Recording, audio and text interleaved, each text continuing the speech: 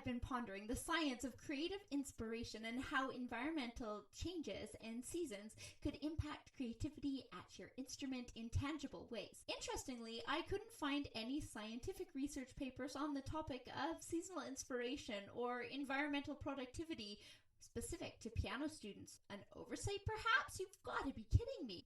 However, I did find a lot of fascinating research surrounding productivity for professionals that may have some parallels for our piano students, and even in creating environments that support productivity for us piano teachers too. I decided to just choose two main environmental factors that can impact our productivity, and that was temperature and natural light. When it comes to temperature, it would seem we all have some Goldilocks vibes and seem to like our environment not too hot, not too cold, but rather just right, depending on their age, their gender at birth, their type of activity done within a specific environment, and most studies agree that room temperature of 68 to 77 degrees Fahrenheit, which is 20 to 25 degrees Celsius, is pretty ideal for office temperatures. But they also found that warmer temperatures within that range, they could measure improvements in both accuracy and input when studying people's typing proficiency. So I thought that might be a cool link to piano players as well. Hints of spring on Vancouver Island after many months of overcast, rainy days had me pondering our next environmental factor that might impact creative inspiration and productivity, and that is natural light. I did do a deep dive on how many days of sunshine we get, and only 40% of the time of those 285 days are actually sunlight, because I've been missing the sunshine. You can see how pale my skin is from being in my closet without the light.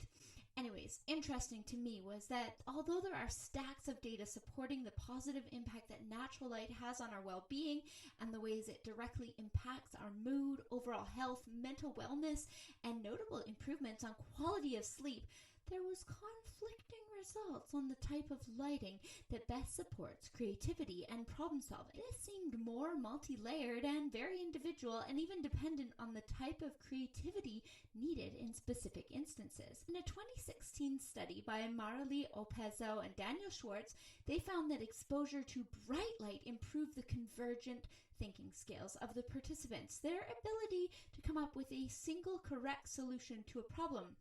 Whereas the Journal of Environmental Psychology mentions Anna Steedle and Leo Boworth in saying darkness increases freedom from constraints, which in turn promotes creativity and is further explained as encouraging innovative thinking. Well, there we have it. Is it brightness that encourages creativity or dim lighting? And the answer is it's kind of both. So this is where you come in. I would love to hear whether you like to play or practice in bright light or dim light, and how natural light is affecting your ability to focus and play your instrument at the times when you're on your instrument practicing. So considering your temperature as you begin practicing can be a positive observation in nurturing those atomic practice habits. In fact, it might be a wonderful discussion to have with your students as they start to create study environments that really hone their focus and comfort at their instrument and actually boost their productivity as well. There may be ways to leverage this for students and teachers, and I know that with the research I did this morning, I am inspired to take some fresh breaths outdoors before I begin teaching today. What type of lighting do you prefer when it comes to producing creativity at your instrument?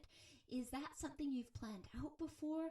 Or for your creative spaces? I'd love to know. I hope this sparks some fun ponders as you hone environmental factors that may have direct impacts on your proficiency and ability at your instrument. Curious about more ways to create your own atomic practice habits or nurture them in your own piano students? Take a peek at this conversation with fellow music educator and composer Amanda Tero right here.